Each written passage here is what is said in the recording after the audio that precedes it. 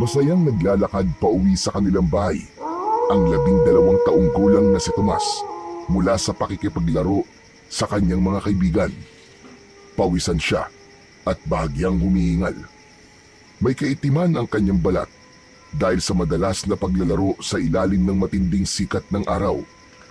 Nakatira siya sa isang maliit na baryo na kung tawagin ay Santa Monica. Ang tanging kasama niya sa buhay ay ang kapatid ng kanyang ina na si Tita Meli na isang matandang dalaga. Nang makarating si Tomas sa bahay ay nakita niya kagad si Tita Meli na abala sa pagtatahi habang nakaharap sa lumang makinang pangtahi na dipadyak at dinig na dinig sa buong bahay ang malakas na tunog ng makina. Huminto si Tita Meli nang mapansin si Tomas at agad na tumaas ang isa nitong kilay. Hoy Tomas! Abay bakit ngayon ka lang nakaisip umuwi? Maghapon ka na namang wala. Hindi ka naman pakinabangan dito sa bahay. Saan ka ba galing ha? Diyan lang po, tita. Nakipaglaro lang po ako sa mga kaibigan ko. Ang saya nga po namin kanini. Naglaro po kami ng habul-habulan sa may tabing ilog. Ang dumi-dumi mo na naman, Tomas. Ilang beses ko ba sabihin sa'yo na huwag ka magpapagabi sa labas? Hindi mo ba alam na delikado na ngayon? May mga nawawalang hayop at sabi nila may kung anong gumagala sa baryo natin tuwing gabi. Sandaling natigilan si Tomas. Alam niya ang mga usap-usapan sa baryo tungkol sa kung anong nilalang na pumapatay sa mga hayop tuwing gabi. May ilang nagsasabi na baka aswang ang may kagagawan, pero marami rin ang hindi naniniwala. Hindi pa naman po gabi, tite. Hapon pa lang po. Hay nako, nakakatwirang ka pa talaga. Nako, kung nandito lang ang nanay at tatay mo, sigurado kong palo agad ang aabutin mong bata ka. Hala, sige na, maglinis ka na ng katawan mo at pagkatapos ay magsaing ka na. Hindi nakasagot si Tomas. Sa kabila ng kanyang pagiging masayahing bata, ay may malalim siyang sugat sa puso. Isang sugat na sa tingin niya ay hindi kailanman maghihilom. Namatay ang mga magulang ni Tomas. 3 taon na ang nakakalipas. Sakay sila noon ng isang bangka pauwi sa Santa Monica muli sa karatig na bayan nang bigla silang sinalubong ng malalakas na alon. Tumaob ang bangka nila at nalunod ang kanyang nanay at tatay, habang si Tomas ay himalang natagpuan na nasa ibabaw ng lumulutang na kahoy na bahagi ng bangka. Mula noon ay si Tita Meli na ang nag-alaga kay Tomas. Magtutungo sana si Tomas sa likod ng bahay kung saan naroon ang poso at banyo nang muling nagsalita si Tita Meli. Tomas, pasensya na ako na pagalitan kita. Ang dami ko lang kasi ginagawa ngayon at gusto ko sana ikaw na ang gumawa ng mga hindi ko magawa dahil sa nagtatahi ako. Hindi ko naman ito ginagawa para pahirapan ka. Gusto ko lang na lumaki kang responsable. Alam ko naman po yun, tita. Pasensya na rin po kayo kung palagi na lang po ako naglalaro. Sinusulit ko lang po kasi ang bakasyon eh. Naiintindihan kita, Tomas. Isa pa, alam mo nangyayari rito sa Santa Monica, hindi ba? Pinoprotektahan lang naman kita sa maaaring hindi magandang mangyari sa'yo dahil ikaw na lang ang pamilya ko, Tomas. Pangako po, tita. Mag-iingat po ako palagi. Mabuti naman kung ganon. Hala, sige na. Maglinis ka na ng katawan mo. Matipid na ngumiti si Tomas at saka ipinagpatuloy ang pagpunta sa likod ng bahay para maglinis. Sa kabila ng pagiging mahigpit ng kanyang Tita Meli, ay alam niyang dahil lang yun sa mahal siya nito at ayaw siya nitong mapahamak. Isang umaga, matapos mag-almusal ay lumabas si Tomas ng kanilang kubo. Sumalubong sa kanya ang sariwang hangin na may dalang amoy ng dagat. Hindi kasi kalayuan ay may malawak na dagat na makikita mula sa kubo nila. O Tomas, aba, saan ka na naman ba pupunta? Tita, lalabas lang po ako. Maglalaro lang po. Baka mamaya niyan makikipaglaro ka na naman kay Isidro ha. Alam mong ayoko nakikipaglaro ka sa batang yon. At may impluwensyahan ka lang ng pagiging pasaway nun. Hindi po. Ang tagal ko na nga pong hindi nakikipaglaro kay Isidro eh. O sige, sige. Pero huwag ka magtatagal ha. At huwag kang pupunta kung saan-saan. Opo. Itbit ang isang patpat na kahoy ay masiglang umalis si Tomas. Tahimik ang baryo sa umagang yon. Matapos ang ilang minutong paglalakad, ay natanaw na niya ang isang pamilyar na figura na nakaupo sa ilalim ng isang puno ng nyog. Napangiti si Tomas nang malaman niya na si Isidro yon. Mula pagkabata, si Isidro na ang nakasanayang kalaro ni Tomas. Palaboy ito. Walang permanenteng bahay at kung saan abutan ng gabi ay dun na ito matutulog. Madalas itong makitulog sa kung sino-sino. Wala itong magulang o kung meron man, hindi alam ni Tomas kung nasaan ang mga ito. Sa baryo, kilala si Isidro bilang batang walang patutunguhan, mahilig sa kalokohan at laging may naiisip na bagong gulo. Pero sa kabila nun, ay mabait si Isidro kay Tomas. Para kay Tomas, isa itong mabuting kaibigan kahit hindi gusto ni Tita Meli ang ugali nito. Nang makita siya ni Isidro, agad itong tumayo at kumaway. Tomas! Tomas! Ayos! Buti naman dumaan ka dito. Naiinip na ako dito kanina pa eh. Maglalaro tayo, Isidro. Ayain natin si Naronron na magpatintero, tara. Hala! Huwag na tayo maglaro. May naisip ako na mas magandang gawin natin. Ano namang naiisip mong gawin natin? Baka mapahamak tayo dyan ha. Baka mapagalitan na naman ako ni Tita Meli ko. Lumapit si Isidro at siniko si Tomas sa braso. May kislap ng pananabik sa mga mata nito. Hindi ba? Paborito mo ang bayabas? Oo, lalo na yung hindi pa masyadong hinog. Bakit ba? Hindi ka maniniwala, Tomas. Marami akong nakita. May maniba lang at hinog na hinog. Sayang kung hindi natin kukunin yun. Saan, Isidro? Saan? Tumingin muna si Isidro sa paligid bago bumulong. Sa bakuran ni Mang Rodante. Aba, ayoko. Baka mahuli tayo. Saka, kay Mang Rodante talaga. Huwag ka mag-alala. Hindi tayo mahuhuli nun. Nakita kong umalis siya kanina eh. Di ba? Mag-isa lang siya sa bahay niya. Eh di, walang tao ron ngayon. Eh paano kung bumalik siya bigla? Eh di tatakbo tayo. Saka ano ba naman yun? Kukuha lang naman tayo ng bayabas eh. Saka, hindi naman tayo magnanakaw sa bahay niya. Hindi tayo dapat pumunta ron. Nakakatakot kaya si Mang Rodante. Sandali lang, Tomas. Bakit ba takot na takot ka kay Mang Rodante? Tao lang naman din yun kagaya natin. Pero parang hindi siya pala kaibigan eh. Lagi siyang nakasimangot. Tapos yung mukha niya, mukha siyang good sa pelikula. Alam mo, kaya masugit yun kasi mag-isa na lang siya sa buhay. Pero wala namang masama kung kukuha tayo ng bayabas eh. Sandaling nag-isip si Tomas. Totoo, mahilig siya sa bayabas at paborito niya yon. At kung wala naman si Mang Rodante, siguro nga'y walang mawawala kung kukuha sila ng konti.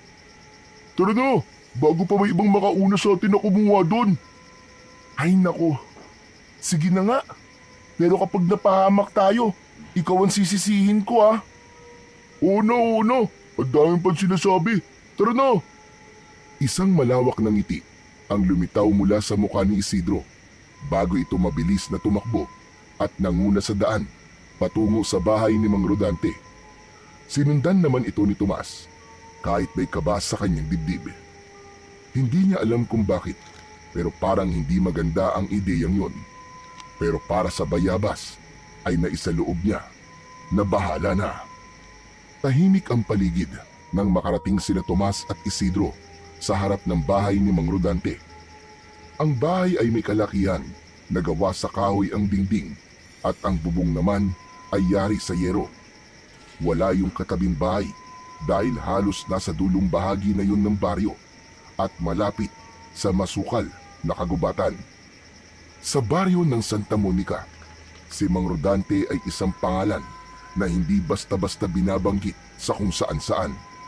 Matangkad ito, may malaking katawan, at palaging matalim ang mga mata. Maitim ang kanyang balat at meron itong makapal na bigote at balbas. Ang kanyang muka ay parabang laging galit na galit kahit hindi ito nagsasalita. May mga kwento ang matatanda na minsan may mga taong lumalapit kay Mang Rodante upang ipapatay ang kanilang mga kaaway kapalit ng salapi. Hindi ito napatunayan pero walang may gustong sumubok na alamin kung totoo yun o hindi. Tumigil si Tomas sa harapan ng bakod ng bahay ni Mang Rodante at napaatras siya ng bahagya. Teka, parang ayoko na, Isidro. Maglaro na lang kasi tayo.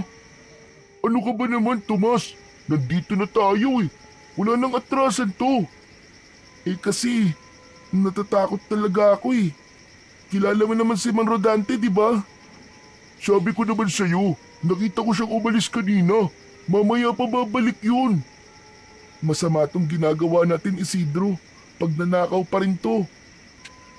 Di, umalis ka na kung takot ka. Pero ako, kukuha talaga ako ng bayabas. At huwag kang hihingi sa akin ha. Bahala kang maglaway. Walang nagawa si Tomas, kundi sundan ang kaibigan nang umakyat ito sa bakod. Mabilis silang nagtungo sa likurang bahagi ng bahay ni Mang Rodante. At doon ay nakita nila ang isang matayog na puno ng bayabas na hitik sa bunga. Wow! Ang daming bunga! Oh, kita mo na? Sabi ko na sa iyo eh. Tara na, bilisan na natin. Baka biglang dumating si Mang Rodante. Nauna nang umakyat si Isidro sa puno ng bayabas. Sumunod si Tomas na bagamat hindi kasing bilis ng kaibigan sa pag-akyat, ay agad na nakakuha ng mga bunga. Isa-isa nilang inilalagay sa laylayan ng kanilang damit ang mga nakukuhang bayabas.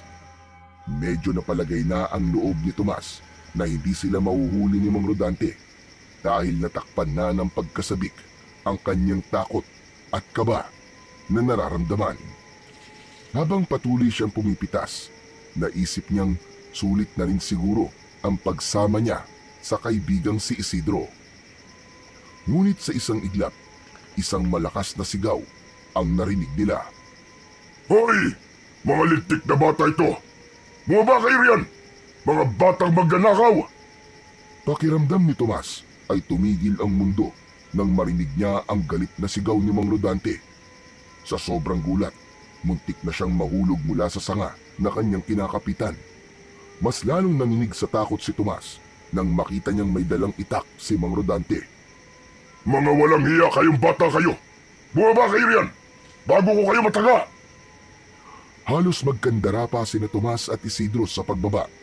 Hindi na nila inisip kung masusugatan sila sa mga sanga. Ang tanging nasa isip lang nila ng mga sandaling yon ay ang makatakbo at makatakas. Pagkababa, mabilis at walang lingon-lingon na tumakbo ang dalawa. Narinig pa nila ang galit na boses ni Mang Rodante sa kanilang likuran. Pero hindi na sila naglakas loob na lumingon pa. Tumakbo sila ng tumakbo hanggang sa hindi na nila narinig ang sigaw ni Mang Rodante. Hingal na hingal sina Tomas at Isidro nang sa wakas ay huminto sila sa ilalim ng isang puno ng akasya. Malayo na yon mula sa bahay ni Mang Rodante. Pareho nilang hinayaan na makahinga sila ng maayos mula sa nakakapagod na pagtakbo. Sabi ko na kasi sa'yo eh, huwag na tayong tumuloy dun eh. Nakita mo na, nahuli tuloy tayo ni Mang Rodante. Ang dami na nga natin nakuha bayabas eh, tapos nagre-reklamo ka pa? Iba kasi nakita ni Mang Rodante ang mga mukha natin. Paano kung puntahan tayo sa bahay natin? Hehehe, ikaw lang ang pupuntahan nun kung sakali. Kasi wala naman akong permanenteng bahay. Joke lang. Basta, huwag ka na matakot. I-enjoy na lang muna natin ang mga bayabas na to. Bumuntong hininga si Tomas. Alam niyang hindi na niya mababago ang nangyari. Pero hindi niya maalis sa isip ang galit na muka ni Mang Rodante. Parang may kakaibang lagim sa titig ng matandang lalaki na parabang kaya siya nung kainin ng buhay. Hindi nagtagal ay nagpaalam na si Tomas sa kaibigan niyang si Isidro Nauuwi na siya. Dala ang mga bayabas ay naglakad siya pauwi habang nakayuko. Pagdating niya sa kanilang bahay, nadatnan niyang nag-aayos ng tela si Tita Meli sa kanilang maliit na sala. Napatingin ito sa kanya, saka bumaba ang tingin sa kanyang dala. Tomas, saan mo nakuha yung mga bayabas na yan? Kinabahan si Tomas, pero mabilis siyang nag-isip ng kanyang isasagot. Hindi siya pwedeng magsabi ng totoo. Ano po, Tita Meli? Galing po to doon sa may puno po sa gilid ng ilog. Naku, Tita Meli, kung makikita niyo lang po, ang dami pong hinog na bunga. Kaya kumuha na po ako. Sa may ilog baka mo? Aba, parang hindi naman ganyang kalalaki ang bunga ng bayabas doon ah. Napalunok si Tomas. Hindi pwedeng malaman ng tita niya na nagsisinungaling lang siya. Kinuha niya ang isa sa mga bayabas at iniabot yun kay Tita Meli. Doon po talaga to galing, Tita Meli. O ito po, tikman niyo. Matamis po yan. Bahagyang nagdududa pa rin si Tita Meli, pero kinuha nito ang bayabas at kinagat. Aba, matamis nga. Mukhang hindi naman ito lasang galing sa nakaw. Napalunok ulit si Tomas. Pakiramdam niya ay may namuong pawis sa kanyang noo. Kahit paano, mukhang naniwala naman si Tita Meli sa kanyang sinabi, pero hindi pa rin maalis ang kaba sa kanyang dibdib. Habang kumakain ng bayabas, tumingin siya sa bintana ng kanilang bahay, papunta sa direksyon kung saan naroon ang bahay ni Mang Rodante. Hindi niya alam kung ano, pero may pakiramdam siyang may hindi magandang mangyayari. Buong maghapon ay hindi tumigil si Tomas sa pagkilos. Pagkalinis niya ng kanyang kwarto, sinimulan niyang walisin ang buong bahay. Matapos yun, kinuha niya ang lumang basahan at pinunasan ang mga upuan, ang lamesa, pati na rin ang mga bintana. Hindi siya madalas magkusang maglinis ng ganoon, pero hindi niya magawang tumigil. Para bang kung abala ang kanyang katawan, hindi siya aatakihin ng matinding kaba sa kanyang dibdib dahil sa ginawa niyang pagnanakaw ng bayabas sa bakuran ni Mang Rodante. Abala naman si Tita Meli sa pananahi ng mga damit na ipapadala sa umorder sa kabilang baryo nang mapansin ito ang kakaibang kasipagan ng kanyang pamangkin. Saglit itong huminto at pinagbasdan siya. Tomas, bakit ba sipag-sipag mo ngayon ha? May sakit ka ba? Wala po, tita. Gusto ko lang po talagang makatulong sa inyo. Hindi po ba? Gusto niyo po na masipag po ako? Oo naman. Pero nagtataka lang ako sa'yo at bigla ka naging masipag. Ano bang ginawa mo at bigla ka naging masipag ha? Tinignan siya ni Tita Meli na para bang sinusuri kung nagsasabi siya ng totoo o hindi. Alam niya na kapag nagsinungaling siya ay mararamdaman ito. Kaya imbis na sumagot ay nagpatuloy na lang siya sa kanyang ginagawa. Maya-maya pa, nang makita ni Tita Meli na hindi talaga titigil si Tomas, bumuntong hininga ito at tumayo mula sa pananahi. Lumapit ito sa kanya at marahang tinapik ang kanyang balikat. Hoy Tomas, tama na nga yan, itigil mo na nga ang ginagawa mo. Abay magpahinga ka naman. Ako na ang napapagod para sa iyo eh. Pero hindi pa rin tumigil si Tomas sa pagpupula sa dingding gamit ang basahan. Ano ka ba naman, Tomas? Tama na sabi yan. Baka mamaya niyan ay madulas na ang butiki dyan sa kakapunas mo. Konti na lang po to, tita. Matatapos na po ako. Tomas, hindi mo ako maluloko. Ano ba talaga nangyari, ha? May ginawa ka bang ikagagalit ko? Napatingin si Tomas sa kanyang tita. Alam niyang mali ang ginawa nila ni Isidro, pero mas lalo siyang matatakot kung aamin siya. Kaya ang tanging nagawa niya ay ang ibaling sa ibang bagay ang atensyon upang mabawasan ang konsensyang umuusig sa kanya ng sandaling yon. Kinagabihan, tahimik na kumain ng hapunan sina Tomas at Tita Meli. Ang tanging naririnig sa loob ng bahay ay ang maihinang kalansing ng kubyertos at ang tunog ng kuliglig sa labas. Hindi makatingin ng diretso si Tomas sa kanyang tita. Sa gitna ng pagkain ay nakarinig sila ng malakas na katok sa pinto. Napapitlag si Tomas. Mabilis siyang napatingin sa kanyang tita na bahagyang napakunot ang noo. Aba, gabi na ha. Sino kaya yon? Sandali lang ako na titingin. Tumayo si Tita Meli at lumapit sa pinto. Binuksan nito yun at mula sa kinaroroonan ni Tomas ay nanlaki ang mga mata niya nang makita na si Mang Rodante ang nasa labas ng bahay nila. Aba, Mang Rodante, ikaw pala. Anong sadya mo rito? Bahagyang nilingon ni Mang Rodante ang loob ng bahay. Nanlamig ang buong katawan ni Tomas nang matalim na tumama ang mga mata ng lalaki sa kanya. Maya-maya pa ay bumalik ang tingin nito kay Tita Meli. Meli, hindi ba't pamangkin mo si Tomas? Oo, Mang Rodante, bakit? Kanina, nagnakaw siya ng bayabas sa bakuran ko. Nakita ko siya at yung batang palaboy na si Isidro. Walang kaso sa akin na kumuha sila ng bunga ng aking mga tanim. Pero ang problema, hindi sila nagpaalam at mas pinili nila ang magnakaw. Nilingon ni Tita Meli si Tomas. Tomas! Lumapit ka nga rito. Bilisan mo at nang gigigil ako sa iyong bata ka. Halos hindi makapagsalita si Tomas ng sandaling yun. Parang may kung anong bumara sa kanyang lalamunan. Alam niyang wala na siyang kawala. Dahan-dahan niyang ibinaba ang kutsara at tumayo mula sa upuan. Nakayuko siyang lumapit kay Tita Meli. Totoo ba ang sinabi ni Mang Rodante? Magsabi ka ng totoo. Totoo po, tita. Hindi mo ba tinuturuan ang tamang asal ng batang yan, Meli? Bata pa lang magnanakaw na. Ano pa kaya paglaki niyan? Patawad, Rodante. Hindi ko alam na gagawin niya yon. Sinasabihan ko naman yan na mali ang magnakaw. Hindi ko alam kung anong pumasok sa ulo ng makulit na batang ito. Tomas, humingi ka ng tawad kay Mang Rodante. Bilisan ba? Mang Rodante, patawad po. Hindi ko na po uulitin. Siguraduhin mo lang na hindi na mauulit to, Tomas. Hindi lahat ng tao ay kaya kang patawarin. Minsan, may mga gumagawa ng ibang paraan para maturuan ng leksyon ng mga batang matitigas ang ulo.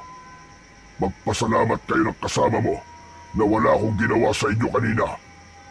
Naramdaman ni Tomas ang kilabot sa sinabi ni Mang Rodante. Hindi ito nagtataas ng boses pero may kung anong banta sa tono ng lalaki. Pagkatapos ay humakbang na paalis si Mang Rodante. Nang wala na ito, padabog na isinara ni Tita Meli ang pinto at agad na hinarap si Tomas. Kita sa mukha nito ang galit at pagkadismaya. Tomas, halika nga rito, bata ka. Nakakahiya ginawa mo. Hindi lang dahil sa pagnanakaw mo kaya ako galit sa iyo. Alam mong hindi ka dapat sumasama kay Isidro, hindi ba? Tignan mo ang nangyari. Naiimpluwensya ka ng batang yon nang hindi maganda. Pero tita, tumahimik ka. Alam mo marami na siyang nagawang kalokohan. Alam mo masama ang impluwensya niya. Pero sumasama ka pa rin sa kanya. O ano? Wala ka sasabihin dyan. ang sabi niyo po kasi tumahimik ako eh. Hay nako, pilosopo kang bata ka. Simula ngayon, hindi ka nasasama kay Isidro. Naiintindihan mo ba? Opo. Huminga ng malalim si Tita Meli habang pilit pinapakalma ang sarili. Maya-maya, tumalikod ito at muling umupo sa pagkainan. Alam ni Tomas na hindi pa tapos ang galit ng kanyang tita. Umupo siyang muli pero hindi niya magawang lunukin ng maayos ang kanyang kinakain. Sa pagkakataon na yon ay labis na niyang pinagsisisihan ang pagnanakaw ng bunga ng bayabas na nagawa nila ni Isidro. At nangako siya sa sarili niya na hindi niya na yon uulitin. Bilang parusa sa nagawa ni Tomas ay 2 araw siyang hindi pinalabas ni Tita Meli. Para kay Tomas ay yun na yata ang pinakamatagal na 2 araw ng buhay niya. Kahit na anong pilit niyang humingi ng tawad ay naging matigas talaga si Tita Meli sa parusa nito para sa kanya. Sa buong maghapon Wala siyang ibang ginawa kundi maglinis lamang ng bahay. Magbuhat ng balde ng tubig mula sa poso at magsibak ng kahoy. Sa labas ng kanilang bahay ay dinig na dinig niya ang halakhakan ng kanyang mga kalaro. Gusto niya sanang lumabas dahil sa inggit, pero naisip niya na baka kapag ginawa niya yon ay madagdagan ang araw na hindi siya makakalabas. Kaya wala siyang nagawa kundi sumilip na lamang sa bintana at panoorin ang masasayang paglalaro ng mga kalaro niya. Sa pangatlong araw, maagang bumangon si Tomas at umaasa siyang papayagan na siyang lumabas ng kanyang tita. Habang inihahanda niya ang mesa para sa almusal, ay dumating na si Tita Meli. Tomas, makinig kang mabuti. Pinapayagan na kitang lumabas ngayong araw. Pero ito ang tandaan mo ha. Kapag nalaman kong nakipagkita ka uli o nakikipagkaibigan kay Isidro, habang buhay na kitang hindi papayagan lumabas ng bahay. Naiintindihan mo ba? Opo, tita. Nangangako po ko. Hindi na po ako makikipagkaibigan kay Isidro. Hindi na nagsalita si Tita Meli. Umupo na ito at nagtimpla ng kape. Hindi naman maitago ni Tomas ang malaking ngiti sa labi dahil sa wakas ay makakalabas na siya at makakapaglaro. Matapos mag-almusal ay lumabas na si Tomas at masaya siyang sinalubong ng kanyang mga kalaro. Agad silang naglaro ng habul-habulan at luksong tinik. Huminto lang siya nang kakain na sila ng tanghalian. Pero matapos kumain ay lumabas siya ulit para makipaglaro. Maghapon na naglaro at tumakbo si Tomas kasama ang iba pang mga bata. Nang papalubog na ang araw ay sakalang naisipan ni Tomas na umuwi. Habang naglalakad siya ay isang boses ang narinig niya sa kanyang likuran. Hoy! Hoy, Tomas! Hindi huminto sa paglalakad si Tomas. Alam niyang si Isidro yun. Naalala niya ang banta ng kanyang tita. Pinilit niyang bilisan ang lakad, pero mas mabilis si Isidro at nagawa siya nitong abutan. Hoy, Tomas! Aba, parang bingi ka na yata. Kanina pa kita tinatawag eh. Isidro, bakit ba yun? Bawal na ako makipag-usap sa'yo eh. Sabi ni Tita Meli, hindi na ako pwedeng sumama sa'yo. Nagpunta kasi si Mang Rodante sa bahay, tapos isinumbong niya ako. Nagnakaw daw tayo sa bakuran niya. Hayaan mo na yung tita mo. Hindi naman niya malalaman to, di ba? Umiling si Tomas, pero bago pa siya makasagot, ay inanahan na siya ni Isidro na magsalita. May sasabihin ako sa iyo, Tomas. Nakita ko ang loob ng bahay ni Mang Rodante. Sumilip lang naman ako. Grabe, ang daming magagandang gamit sa loob. Siguro, totoo nga yung sinasabi nilang binabayaran siya para pumatay ng mga tao. Malaki siguro ang ibinabayad sa kanya kaya ganun. Loko talaga, Isidro. Baka mahuli ka niya. Alam mo bang delikado ang ginawa mong yun? Ang duwag-duwag mo naman, Tomas. Wala naman nangyari sa akin eh. Tignan mo, at nandito ako, kausap ka. Alam mo, Tomas, naisip ko nga na baka maraming pera o alahas si Mang Rodante na tinatago doon sa bahay niya. Kung meron man, wala na tayong pakialam doon, Isidro.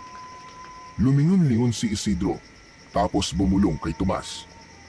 Tomas, ano kaya kung pasukin natin ang bahay niya? Hindi ba umaalis siya tuwing umaga? Sasamantalayin natin ang pagkakataon na yun para nakawan siya. Ano? Pambihira ka, Isidro. Baliw ka na ba? Hindi mo pwedeng gawin yun.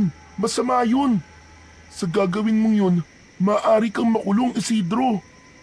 Ang hina mo talaga, Tomas. Isipin mo na lang ang mga bagay na makukuha natin sa loob ng bahay niya. Malaking pera yun kapag nagkataon. Kahit pa, Isidro, hindi ito isang laro. Baka mahuli ka ng Mang Rodante. Baka matagpuan ka na lang isang araw na wala ng buhay. Kung ayaw mo, edi wag. Ako na lang. Sa bagay, mas malaki ang makukuha ko kapag wala akong kahati. At bago pa mapigilan ni Tomas si Isidro, ay mabilis itong tumalikod at naglakad na palayo. Gusto sanang habulin ni Tomas ang kanyang kaibigan, pero nanigas ang kanyang mga paa. Natakot siyang baka may makakita sa kanya at isumbong pa siya sa kanyang tita. na kinakausap niyang muli si Isidro. Wala na siyang nagawa kundi ang ipagpatuloy na lamang ang paglalakad pauwi habang may kaba sa dibdib para kay Isidro. Isang tanghali, naglalaro si Tomas kasama ang kanyang mga kalaro ng tumbang preso. Sa gitna ng kanyang paglalaro ay napansin niya si Isidro na nasa likod ng isang puno sa hindi kalayuan. Kumakaway ito sa kanya at nakangisi pa. Alam niya na nais nito na lumapit siya rito, pero hindi niya ito pinansin at ipinagpatuloy na lamang ang kanyang paglalaro. Ayaw niyang makipag-usap kay Isidro, lalo na at pakiramdam niya ay may masama na naman itong binabalak. Pero hindi siya tinigilan ni Isidro at patuloy lang ito sa pagkaway. Naiinis man, napabuntong hininga na lamang si Tomas at nagpaalam saglit sa kanyang mga kalaro bago lumapit sa makulit na si Isidro. Ano na naman ba yun, Isidro? May sasabihin kasi ako sa'yo. Sumunod ka sa akin, dali. Hindi na hinintay pa ni Isidro ang sagot ni Tomas at hinila na siya nito palayo. Naglakad sila patungo sa tabing dagat, isang parte sa baryo nila kung saan walang masyadong tao kapag ganun oras dahil masyadong mainit doon. Huminto si Isidro saglit na lumingalinga upang tiyakin na walang ibang makakarinig sa kanila. Tomas, hindi ka maniniwala. Alam mo bang nagawa ko na? Ang alin? Nakapasok na ako sa bahay ni Mang Rodante. Ano? Nagbibiro ka lang, di ba? Seryoso ako, Tomas. Pero dahil magaling ako, hindi ako nahuli ni Mang Rodante. Ang nakakainis lang, wala akong nakuha na pera o alahas. Hindi ko naman kayang buhatin yung mga gamit niya ron. Eh di wala ka na pala. Sinabi ko naman kasi sa'yo eh. Huwag mo nang ituloy ang plano mo na yun. Magpasalamat ka na lang at hindi ka niya nahuli. Ngumisi si Isidro, saka may inilabas mula sa likod nito na isang luma at gusot na papel. Iniunat nito yon at ipinakita kay Tomas. Wala nga akong nahanap na pera, pero nakuha ko naman ito. Tinitigan ni Tomas ang hawak ni Isidro. Isa yung lumang mapa na may nakaguhit na mga linya at marka. At sa gitna nun ay may isang lugar na may nakabilog na pula. Ano yan? Mapa ng kayamanan to, Tomas. Muling tinitigan ni Tomas ang papel. Sinuri niya ang mga marka at dahan-dahang napagtanto na pamilyar sa kanya ang itsura ng lugar na nakaguhit doon. Pero parang dito yan sa baryo natin ah. Tignan mo to oh. Ito ang baryo natin. Ito naman ang dalampasigan. At ang kayamanan ay... Hala! Nandito sa isla na malapit dito sa Santa Monica. Oo nga no. Tama ka. Ang galing mo, Tomas. Ngayon ko lang napansin na dito lang ito. Kung ganun, nandun sa kabilang isla yung kayamanan. May silbi naman pala mapa na to eh. Sabi ko na nga be. Iba talaga ang pakiramdam ko nang makita ko to. Kaya kinuha ko kagad. Jackpot ako! Isidro, walang nakatira sa islang yon. Sabi ng matatanda, may mga engkanto daw doon. Kaya nga walang nagpupunta ron eh. Eh ano naman ngayon? Kung may kayamanan nga ron, eh di dapat puntahan natin. Malay mo, yun ang sagot para yumaman tayo, di ba? Ayaw mo ba nun? Sigurado ko na matutuwa ang tita mo. Eh Isidro, baka naman hindi totoo yung mapa na yan eh. Kung gusto mo maniwala dyan, ikaw na lang. Ako, hindi ako sasama sa'yo. Pagkatapos sabihin yon, ay tumalikod na si Tomas at nagsimulang lumayo. Alam niya kasi na kailangan na niyang lumayo kay Isidro bago pa siya nito mapilit na gawin ang isang bagay na maaaring magpahamak na naman sa kanila. Isang umaga ay maagang nagising si Tomas. Tulad ng nakasanayan, bumangon siya at lumabas ng kwarto para hanapin ang tita Meli niya. Karaniwan ay makikita niya itong naghahanda ng almusal sa kusina. Pero sa pagkakataong yon ay kakaibang katahimikan ang bumungad sa kanya. Napakunot ang noo niya nang madaanan ang kwarto ng tita niya. Nakabukas ng bahagya ang pinto at mula roon ay nasilip niya si Tita Meli na nakaupo sa gilid ng kama habang nag-aayos ng sarili. Nakasuot ito ng bestida at may maliit na bag sa tabi nito. Tita, saan po ang punta niyo at bis na bis po yata kayo? Pupunta ako sa ospital sa bayan, Tomas. May nailuto na ako na almusal at kumain ka na lang dyan. Bakit po, Tita Meli? May sakit po ba kayo? May napansin lang ako maliit na bukol dito sa dibdib ko. Magpapacheck up lang ako para makasigurado. Matagal ko na rin kasi itong napapansin eh. Ano po, Tita Meli? Bukol? Delikado po ba yan, Tita? Tila pinilit ni Tita Meli ang sarili ng umiti ng mas maaliwalas. Hindi naman siguro, Tomas. Pero mas mabuti na makasigurado, kaya kailangan kong magpa-check up sa doktor. Tita Meli, gaano niyo na po katagal na napapansin po yung bukol niyo sa dibdib? Mga ilang linggo na rin, Tomas. Pero ngayon ko lang naisipang ipatingin. Ngayon lang kasi ako nagkapera para dito. Napayuko si Tomas. Kahit paano ay nakonsensya siya. Alam niyang madalas siyang pasaway at madalas ding napapagod ang tita niya dahil sa kanya. At naisip niya na baka dahil sa sakit ng ulo na ibinibigay niya rito, kaya nagkaroon ito ng sakit. Maya-maya pa ay tumayo na si Tita Meli at lumapit kay Tomas. Huwag kang mag-alala, Tomas. Hindi naman ako magtatagal doon.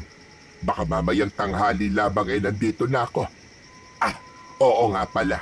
Habang wala ako, ay bawal ka lumabas ng bahay ha. Dito ka lang at wala magbabantay sa bahay natin. Ayokong pag-uwi ko ay wala ka rito at kung saan-saan ka na naman nagsususuot. Opo, Tita. Hindi po ako aalis. Dito lang po ako sa bahay. Tita, mag-iingat po kayo ha. Oo, sige na. Kailangan ko nang umalis. Ikaw na ang bahala dito ha. Nang lumabas ng bahay si Tita Meli, ay may pag-aalalang sinundan ito ng tingin ni Tomas. Hindi niya maiwasang kabahan, kaya ibinulong niya na sana ay ayos lang ang kanyang tita. Habang hinihintay ni Tomas ang pagbabalik ng kanyang Tita Meli, ay hindi siya mapakali. Kanina pa siya nakaupo sa may tabi ng pintuan habang nakatanaw sa may kalsada. Umaasa siya na anumang sandali ay makikita na niya ang kanyang tita. Sa hindi malamang dahilan ay mabigat ang pakiramdam niya. Kaya naman, pabulong na siyang napadasal. Panginoon, sana po wala pong malalang sakit si Tita Meli. Sana po normal lang po yung bukol na yon. Panginoon, hindi ko po alam ang gagawin ko kung may masama pong mangyayari sa kanya. Maya-maya pa, bago magtanghalian, ay natanaw na ni Tomas si Tita Meli. Agad siyang tumayo. Nang pumasok na ito sa bahay nila, ay napansin niya ang ekspresyon nito. Mabigat ang mga akbang ng tita niya at parang wala itong sigla. Tita, ano pong sabi ng doktor? Ayos lang po ba kayo? Huminga ng malalim si Tita Meli bago tumingin sa kanya at nagsalita. Tomas, may cancer ako. Yung bukol, mabilis daw ang pagkalat nun sa ibang parte ng katawan ko. Ano po? Cancer? Ano raw pong kailangan niyo gawin? Kailangan daw ito matanggal sa lalo madaling panahon, Tomas. Kailangan kong maoperahan. E di, ipatanggal na po natin. Pinilit ngumiti ni Tita Meli, pero halata sa mga mata nito ang lungkot. Hindi ganun kadali yun, Tomas. Hindi ganun kadali na ipatanggal ang bukol sa dibdib ko. Kailangan natin na malaking pera sa operasyon na yon. Sa ngayon, hindi pa ganun kalaki ang perang naipon ko para sa operasyon. Natigilan si Tomas. Alam niyang hindi sila mayaman. Ang alam lang niya, ang tita niya ay kumakayod ng gusto para sa kanila. Pero sapat lang ang kinikita nito para sa pang-araw-araw na gastusin. Tita Meli, magkano po ba ang babayaran niyo para maoperahan po kayo? Hindi ko pa alam ang eksaktong halaga. Pero malaki yon. Kailangan ko mag-ipon. Dapat ay mas marami ang magpapatahi sa akin sa mga susunod na araw. E paano po kung matagalan po tayo sa pag-iipon? Sabi niyo po mabilis po ang pagkalat ng bukol niyo. Nagbaba ng tingin si Tita Meli na tila ba ayaw sagutin ang tanong ni Tomas. Doon na bumagsak ang luha ni Tita Meli. Gagawin ko ang lahat, Tomas. Gagawin ko ang lahat.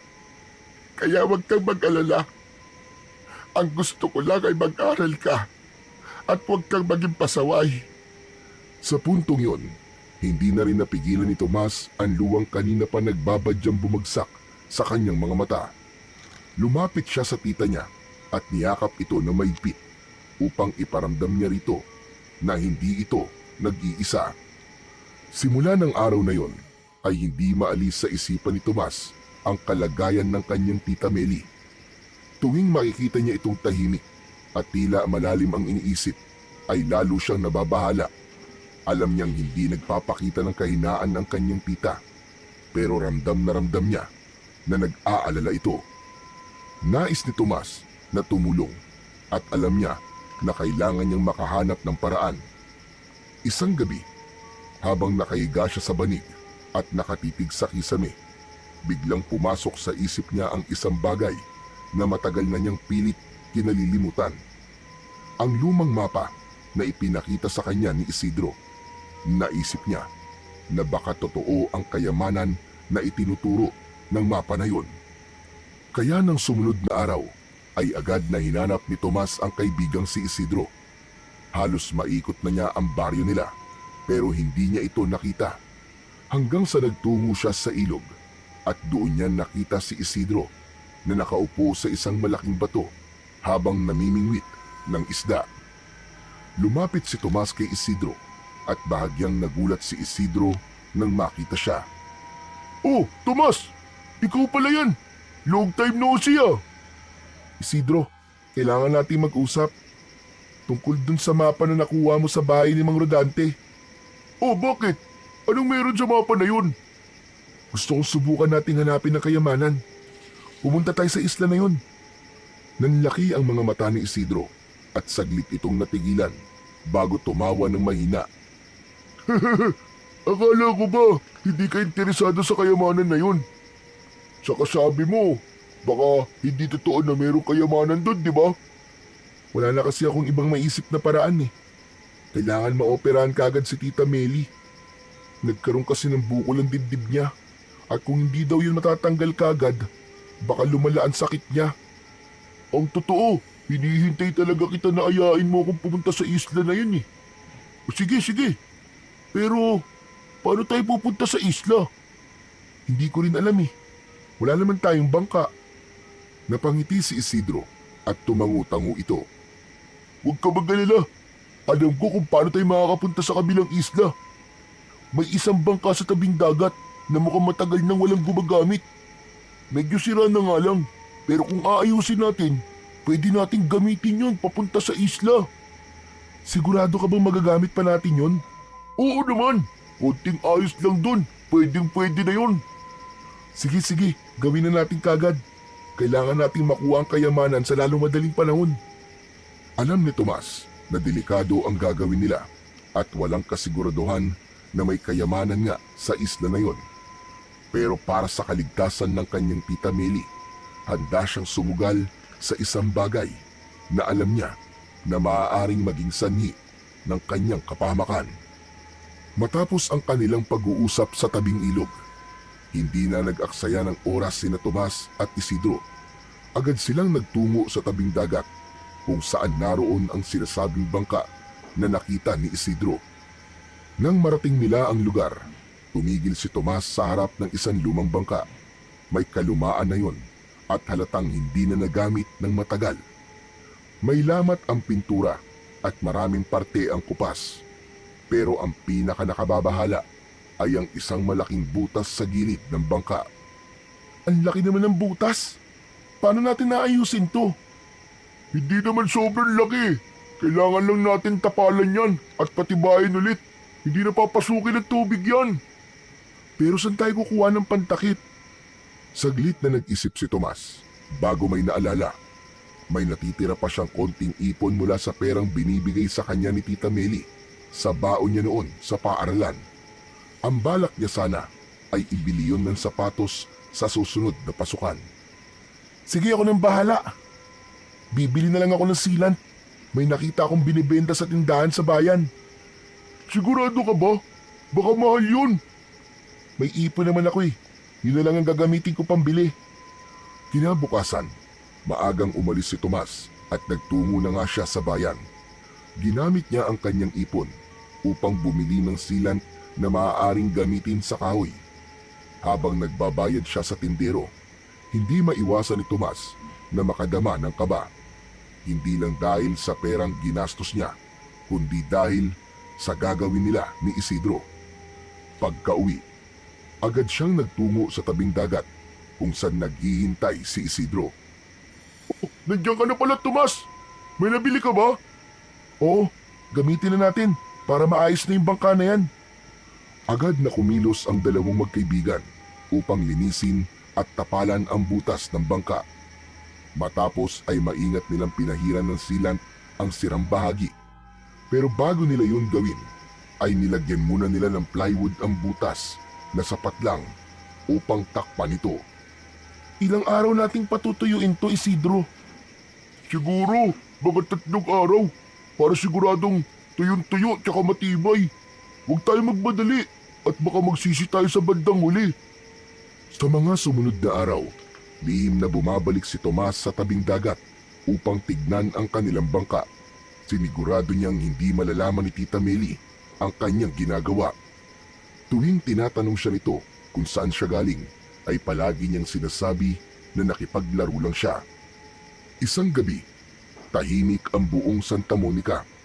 Sa loob naman ng bahay ni na Tomas ay maingat siyang bumangon sa kanyang higaan.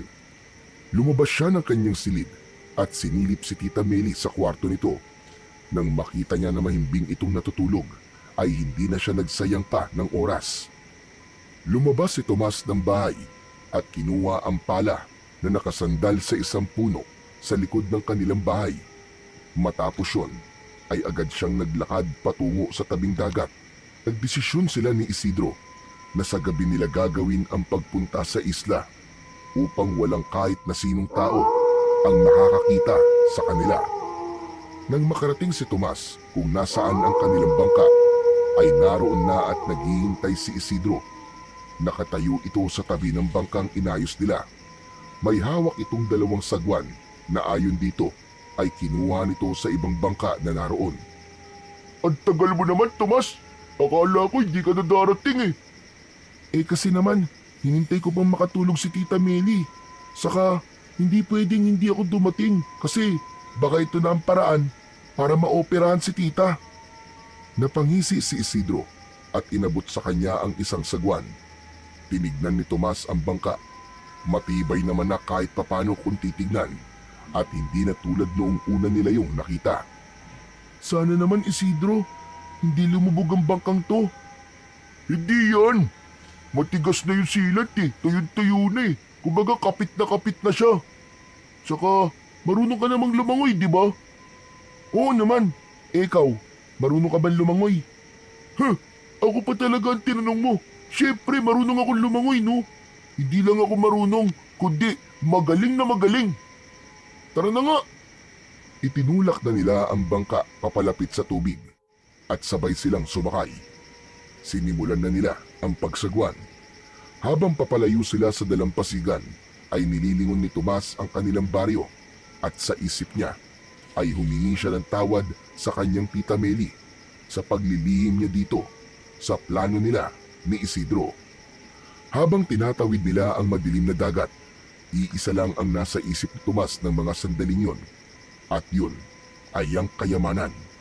Umaasa siya na totoo ang kayamanan at ligtas silang makakabalik ni Isidro sa Santa Monica. Hindi huminto ang dalawa at patuloy na nagsagwan sa ilalim ng madilim na langit. Tanging liwanag ng buwan ang kanilang tanglaw. Makalipas lamang ang ilang minuto, ay halos hindi na nila maramdaman ang kanilang mga braso sa sobrang ngalay. Ngunit hindi sila tumigil. Konti na lang, Isidro. Konti na lang. Nakikita ko na ang isla. Malapit na tayo. Tomas, napapagod na ako. Parang mapuputol na mga braso ko. Nagulat si Tomas nang biglang huminto si Isidro sa pagsagwan. Oh, bakit ka tumigil, Isidro? Malapit na nga tayo eh. Ayoko na. Hindi ko na kaya, Tomas. Magpahinga na muna tayo saglit. Wala na tayong oras, Isidro, para magpahinga. Malapit na tayo. Tiisin mo na lang. Putik naman, Tomas, oh. Parang hindi ka na napapagod, ah. Baka naman mamatay tayo nito sa pagod. Napailing si Tomas, pero alam niyang hindi niya mapipilit si Isidro. Ramdam na rin niya ang pangangalay ng kanyang mga braso at masakit na ang kanyang likod sa kakasagwan. Kaya naman, pumayag na siya sa kagustuhan ni Isidro na magpahinga. Ibinaba nila ang kanilang mga sagwan habang nakatingin sa isla.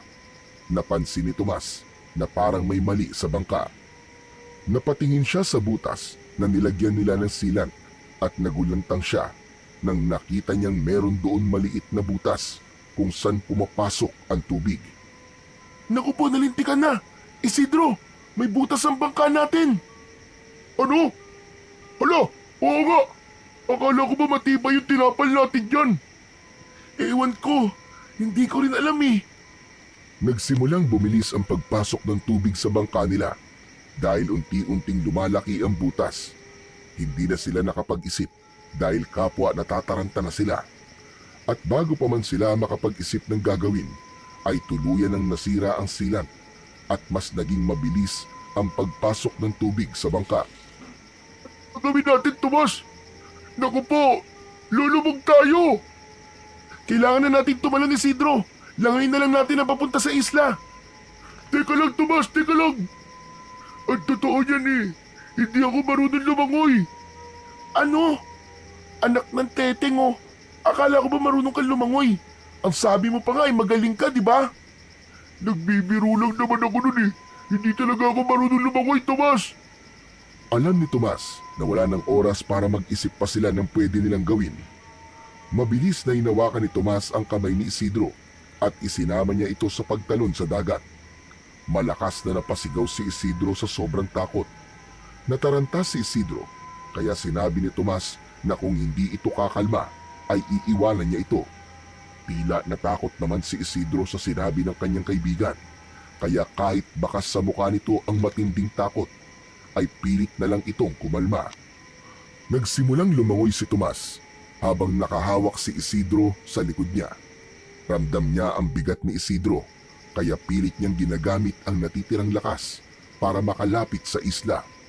Hanggang sa biglang may malamig na bagay na pumulupot sa binti ni Tomas. Para yung isang ahas.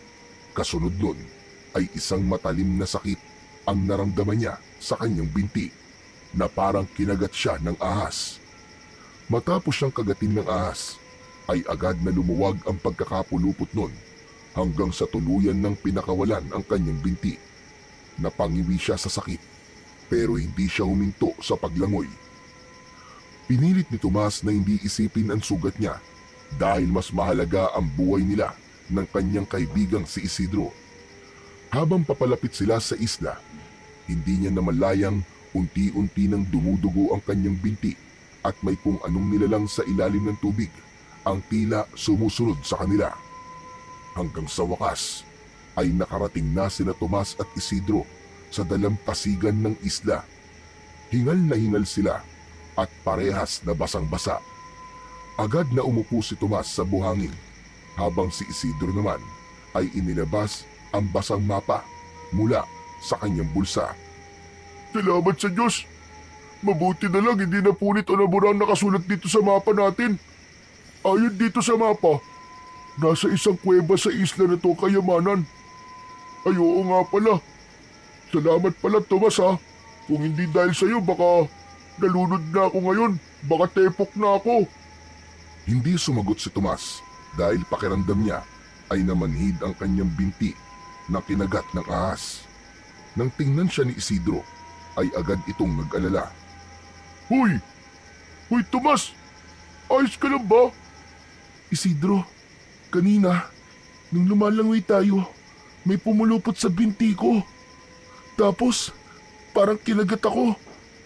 Mabilis na lumapit si Isidro at tinignan ang binti ni Tomas.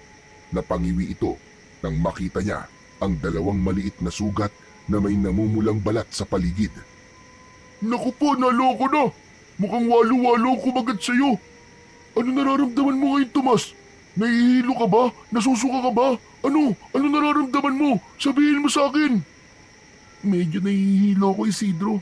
Saka parang ang bigat ng katawan ko. Ang init din ang pakiramdam ko. Ibig sabihin, kumakalat ng lason sa katawan mo, Tomas. Naku, bumalik na lang kaya tayo. Baka dito ka pa mamatay eh. Wala na tayong bangka, Isidro. Hindi rin ako sigurado kung kakayanin ko lumangoy pabalik. Tutal, nandito na tayo. Hanapin na natin ang kuweba. Nakita ni Tomas ang pag-aalinlangan at pag-aalala sa mukha ni Isidro. Pinakita niya rito na kaya pa niya, kaya kahit masakit ang kagat ng walo-walo sa kanyang binti, ay pinilit niyang tumayo. O ano, nakita mo na? Kaya ko pang tumayo, di ba? Tara na. O sige, pero dahan-dahan lang tayo sa paglalakad ah. Tsaka kung mamamatay ka na, sabihin mo lang kagad sa akin. Loko ka talaga. Hindi pa ako mamamatay. Hindi pa pwede. Sabay silang nagsimulang maglakad papasok sa isla. Tahimik ang paligid doon at tanging huni lamang ng mga kuliglig at lagaslas ng alon ang naririnig nila.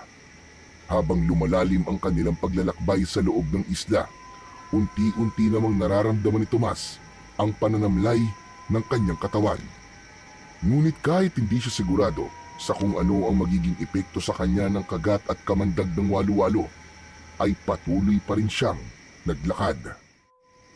Sa tulong ng mapa, ay mabilis na narating nina Tomas at Isidro ang kuweba. Ang bunganga nito ay napapaligiran ng nagkukumpulang ugat ng matatandang puno. Napahawak si Tomas sa kanyang tagiliran habang patuloy silang naglalakad.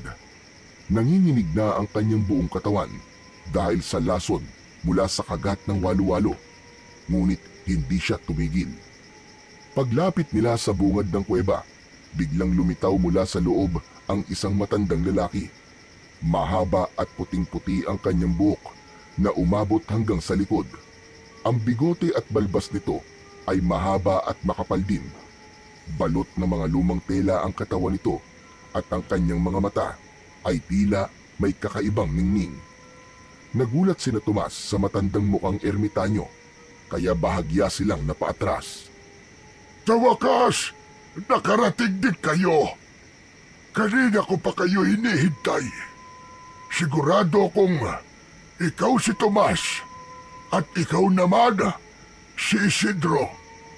Teka po, Tatang. Paano niyo po nalaman ang pangalan po namin? Ngunit hindi siya sinagot ng ermitanyo. Sa halip, lumapit ito at tinitigan ang sugat sa binti ni Tomas.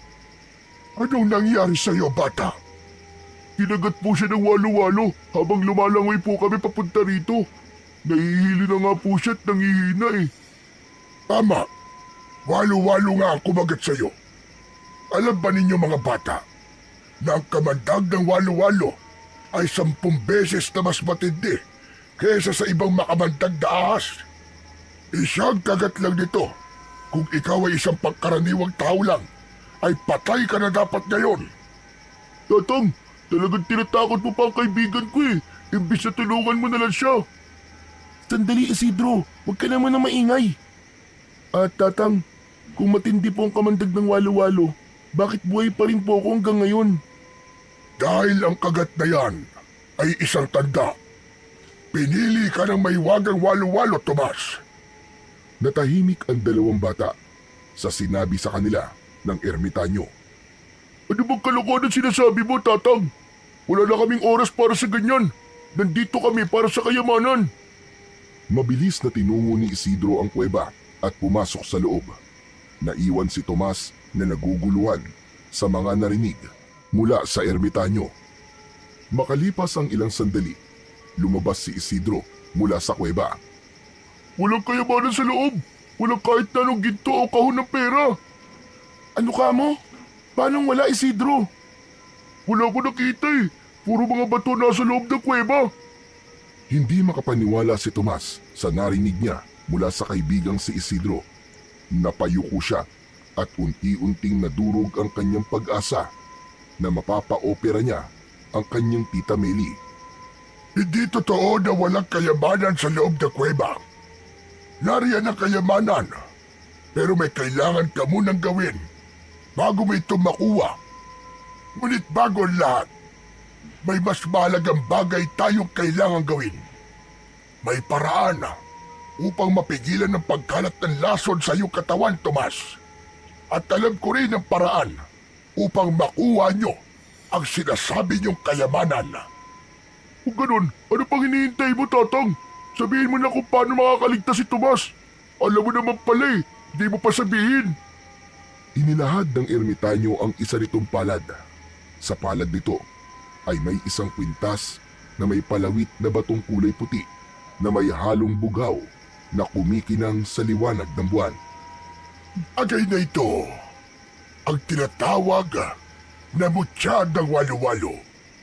Isang napakamakapangyarihang mutya na bihirang ipagkaloob sa sinuman. Kung tatanggapin mo ito, Tomas, maililigtas ka nito mula sa kamandag ng ahas at bibigyan ka ng bagong buhay. Tumitig si Tomas sa mutya. Wala na siyang ibang pagpipilian. Naramdaman niyang humihina na siya sa bawat sandaling lumilipas. Kung hindi niya yun tatanggapin, ay baka mamatay na siya.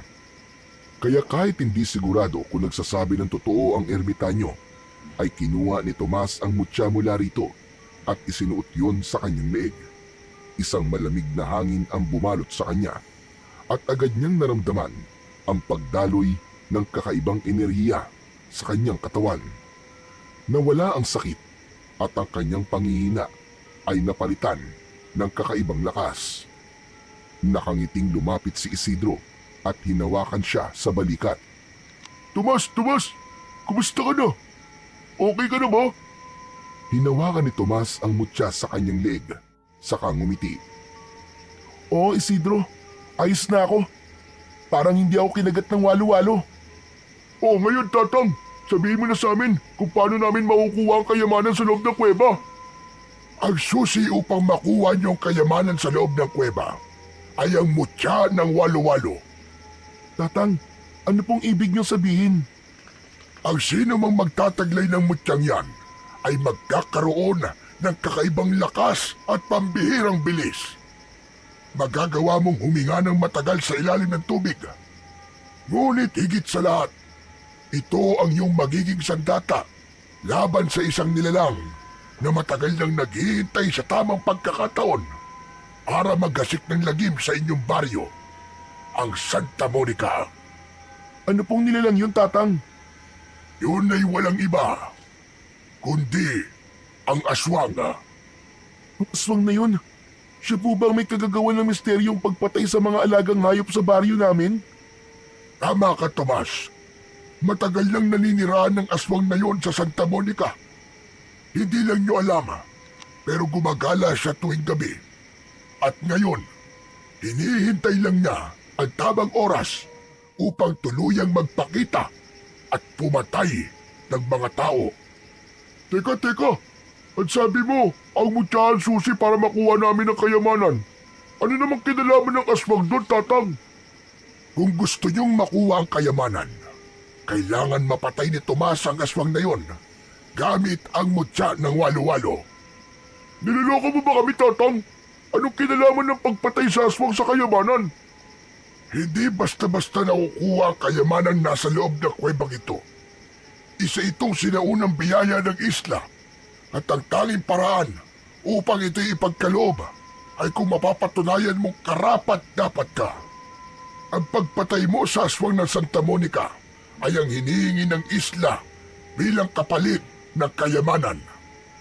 Hindi nakapagsalita si Tomas sa isang iglap mula sa simpleng pangarap na mabigyan ng magandang buhay ang kanyang tita Meli at mapaopera nito ay tila nauwi sa isang misyon na hindi niya inaasahan. Huwag kang mag-alala, Tomas. Gagabayan ka ng mutya sa iyong pakikipaglaban. Sa kabilang bahagi ng isla, may isang bangkang naghihintay sa inyo. Gamitin niyo yon upang bumalik sa Santa Monica Biglang tumalikod ang ermitanyo at naglakad na palayo. Sandali po, Tatang! Sandali po! Saan po kayo pupunta? Tatang! Tatang, bumalik ka rito! Tatang! Mabilis na sinundan nila Tomas at Isidro ang matandang ermitanyo. Ngunit kahit mabagal itong maglakad, ay hindi nila ito naabutan. Sa isang iglap, tuluyan na itong nawala sa dilim. Naiwang naguguluhan sila Tomas at Isidro. Kapwa sila nagulat sa bilis ng mga pangyayari. Ang ipinunta nila ron ay kayamanan at hindi inaasahan ni Tomas na isang ermitanyo at mutya ang madadatnan nila sa islang yon. O ano, Tomas? Ano na ang plano natin ngayon? Naniniwala ka ba sa sinabi ng matandang yun, Tomas? Tokis yata yun eh. Hindi, Isidro. Sa tingin ko nagsasabi siya ng totoo. Hindi ko alam kung paano, pero parang may kung ano nagpapalakas sa akin at alam kong dahil yun sa mutya na suot ko ngayon. Ibig sabihin ba niyan, talagang harapin mo ang aswang at papatayin mo? Alam kong delikado, Isidro, pero kung yun lang ang paraan para makuha natin ang kayamanan at mapa-opera ko si Tita Meli, ay wala na akong ibang pagpipilian. Pero saka na natin pag-usapan ang tungkol sa mga bagay na yun, Isidro. Kailangan na natin bumalik sa Santa Monica. Kasi baka malaman pa ni Tita na wala ako sa bahay eh. Mabilis silang kumilos at naglakad patungo sa kabilang bahagi ng isla. Hindi nagtagal, natagpuan nila ang bangkang sinabi ng ermitanyo. Isang luma, ngunit matibay na bangka ang kanilang natagpuan. Walang sinayang na oras, sina Isidro at Tomas. Agad silang sumampas sa bangka at nagsimulang magsagwan pabalik ng Santa Monica. Tahimik ang kanilang paglalakbay, ngunit patuloy na nag-iisip si Tomas kung makakaya ba niyang mapatay ang aswang upang makuha nila ang kayamanan sa isla.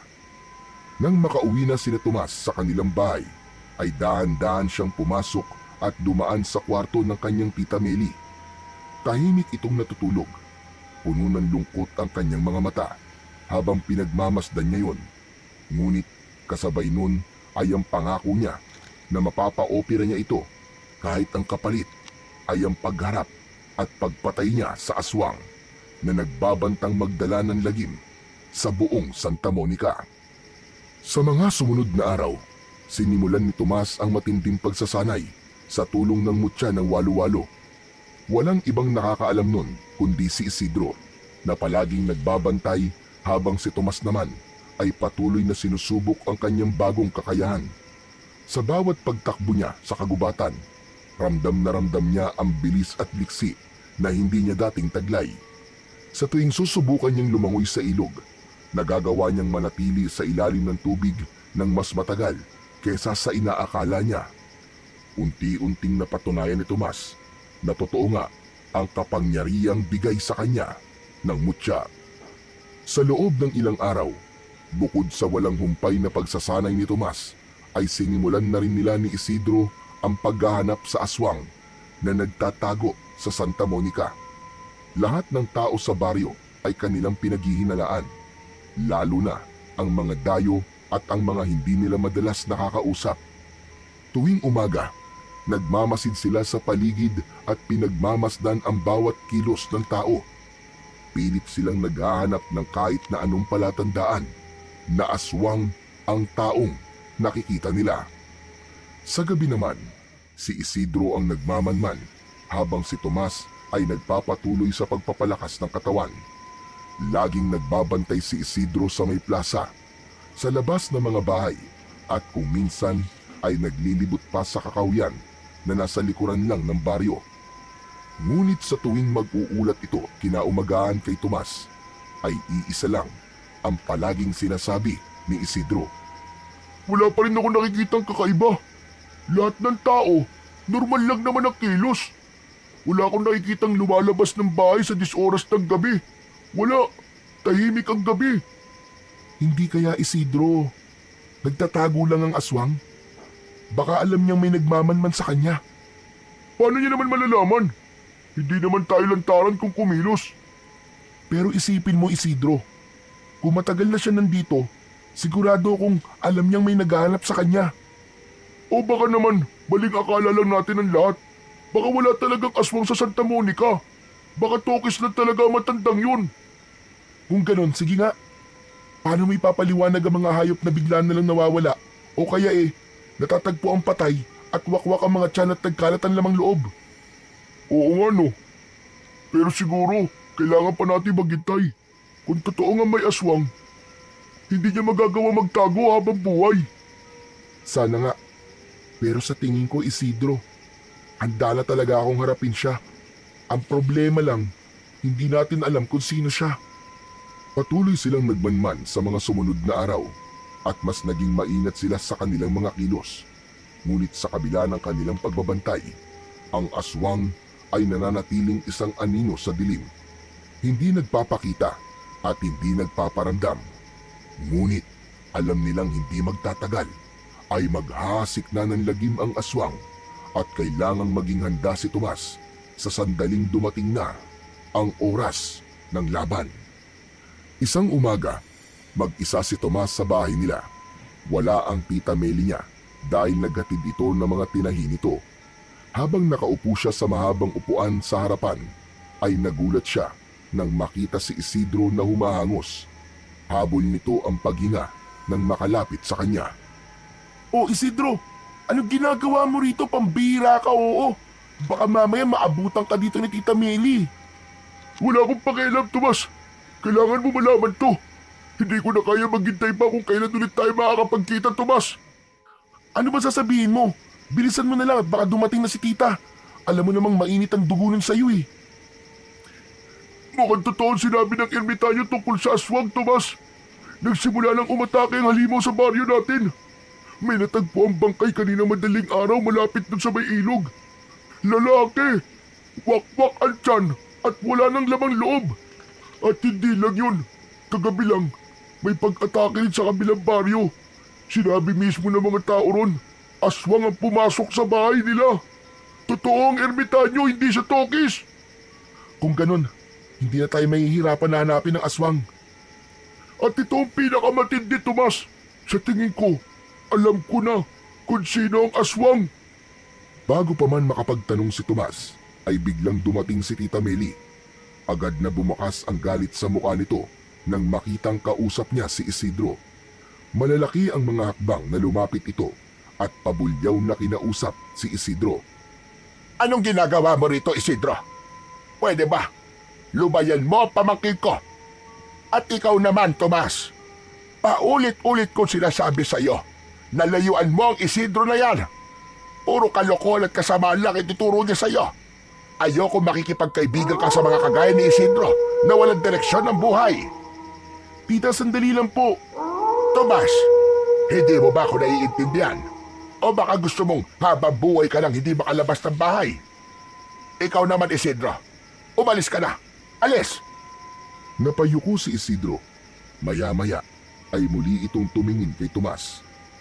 O ano pang tinatayo-tayo mo dyan? Umalis ka na! Wala nang nagawa pa si Isidro, kundi ang maglakad palayo.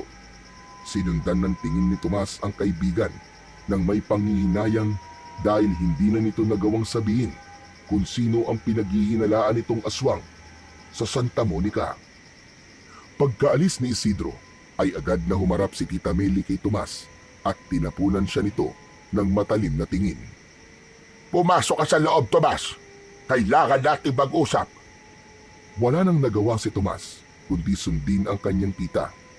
Pumasok siya sa bahay at pagkalapat pa lang ng pinto ay agad siyang hinarap ni Tita Meli. Nakapamewang ito habang naniningkit ang mga mata na nakatitig sa kanya. Wala kang isang salita, Tomas. Nangako ka sa akin noon, hindi ba? Sinabi mo na lalayuan mo na si Isidro. Pero ano'y nakita ko kanina? Kinakausap mo pa rin ang pariwarang yon. Tita, hindi niyo po naiintindihan eh.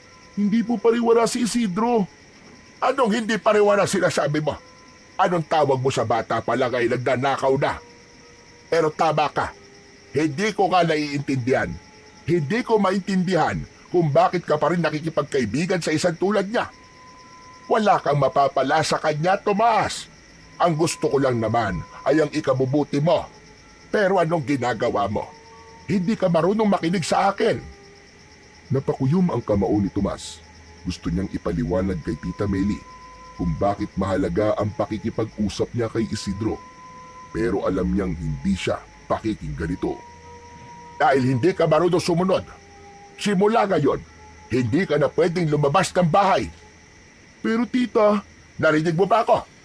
Dito ka lang sa loob ng bahay. Makakalabas ka lang kapag nagsimula na ang pasukan. tita, hindi naman po makatarungan yon. Ito ang parusa ko sa iyo dahil hindi ka marunong makinig. Kaya sana ay maging aral na ito sa iyo. Napahinga ng malalim si Tomas. Alam niyang wala na siyang magagawa para baguhin pa ang desisyon ng kanyang tiyahin. Pero ang mas malaking problema niya ay kung paano na ang plano niyang harapin ang aswang.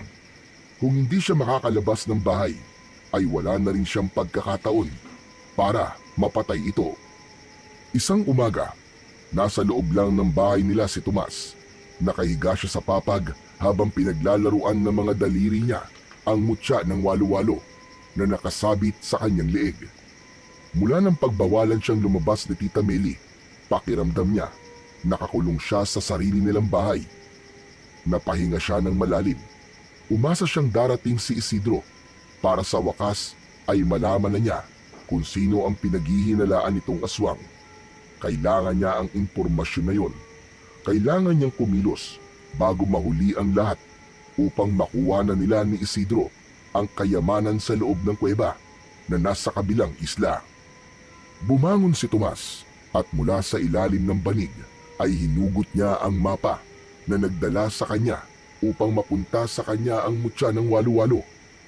Habang hawak niya ang mapa, ay napapitlag siya nang may kumatok sa pinto. Dala ang mapa, ay lumabas si Tomas sa kanyang kwarto. Bago pa niya binuksan ang pinto, ay inilapag niya ang mapa sa upuan sa sala. Nagulat siya nang pagbukas niya ng pinto, ay si Mang Rodante ang bumungad sa kanya. Mang Rodante, kayo po pala. Ano pong kailangan niyo dito? Tomas, nandyan ba ang Tita Meli mo? Wala po eh. Nasa palengke po siya ngayon. Sayang naman, may papagawa sana akong pantalon sa kanya.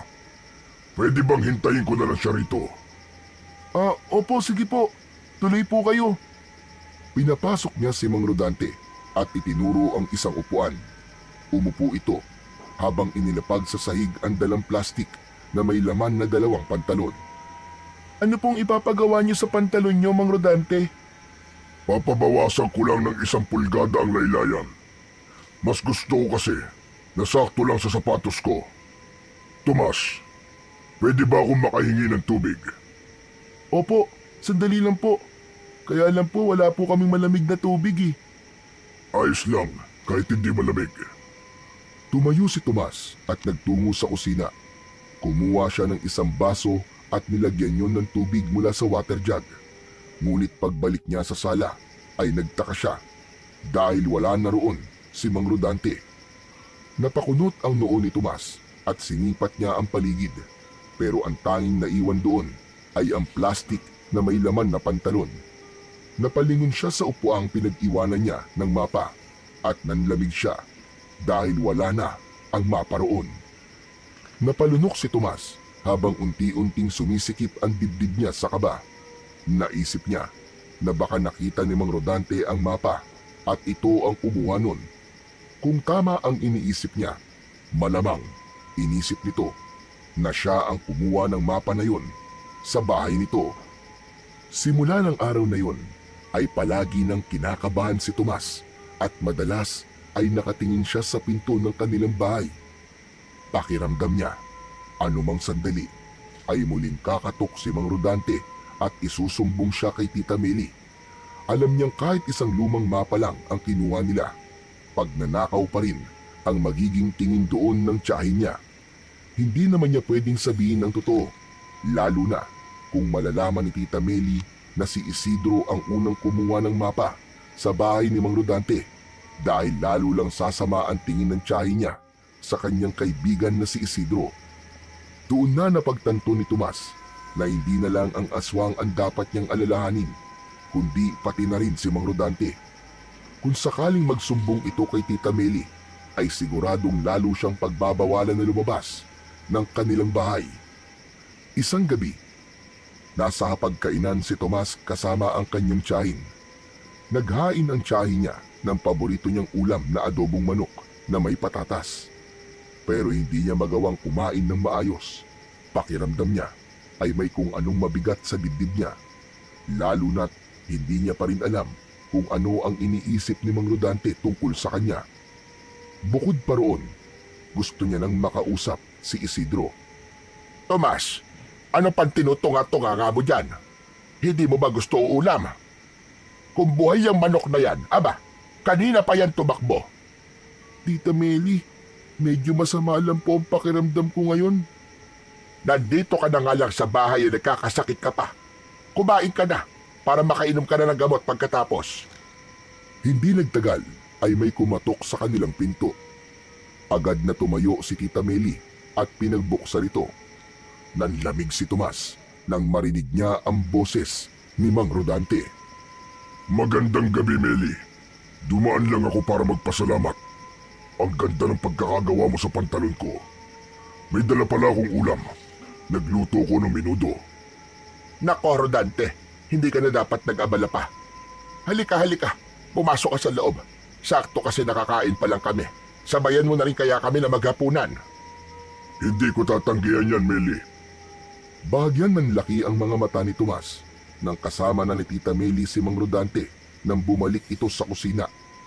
Umupo si Mang Rodante sa upuan na nasa tapat niya mismo at makahulugan siya nitong tinignan. Tomas, kumuha ka ng pinggan at kubyertos para kay Mang Rodante. Napilitang tumayo si Tomas para sundin ang iniutos sa kanya ng kanyang tita. Matapos niyang kumuha ng pinggan at kubyertos, ay inilagay niya yun sa harapan ni Mang Rodante. Masarap sana kung merong malamig na soft drinks. Aba, oo nga. Tomas, bumili ka nga sa tindahan ng malamig na soft drinks. Nagdalawang isip si Tomas. Gusto niyang manatili roon para malaman kung magsusumbong na ba si Mang Rodante sa tita niya. Pero wala na siyang nagawa kundi ang tumayo at lumabas ng bahay para bumili ng soft drinks. Habang naglalakad si Tomas papunta sa tindahan, ay hindi niya naiwasang mas lalong kabahan. May hinala siya na habang wala siya sa bahay nila, ay maaaring sabihin na ni Mang Rodante sa tita niya ang tungkol sa pagkawala ng mapa at kung sino ang nagnakaw nito. At kapag nalaman yun ng kanyang tita, tiyak na hindi ito matutuwa. Napakapit siya ng mahigpit sa perang hawak niya. Mabilis siyang naglakad dahil gusto niya nang matapos kagad ang pagbili upang makabalik kagad sa bahay at malaman kung ano na ang nangyayari doon. Ngunit sa kalagitnaan ng kanyang pagmamadali, biglang may tumawag sa pangalan niya. Huminto si Tomas at agad na lumingon. Nakita niya ang kaibigan niyang si Isidro na nagmamadali sa paglapit sa kanya. Tomas! Tomas! Buti na lang nakita kita. Matagal na kitang gusto makausap eh. Ako rin, Isidro. Sabihin mo na sa akin kung sino ang pinaghihinalaan mong aswang dito sa baryo natin. Hindi lang to basta inala, Tomas. Sigurado ko. 100,000%! Anong ibig mo sabihin? Sa pag-atake ng aswang sa kabilang baryo. Narinig ko doon sa may-ari ng bahay na inatake ng aswang na mayroong bagay daw na hinahanap ang aswang sa kanila.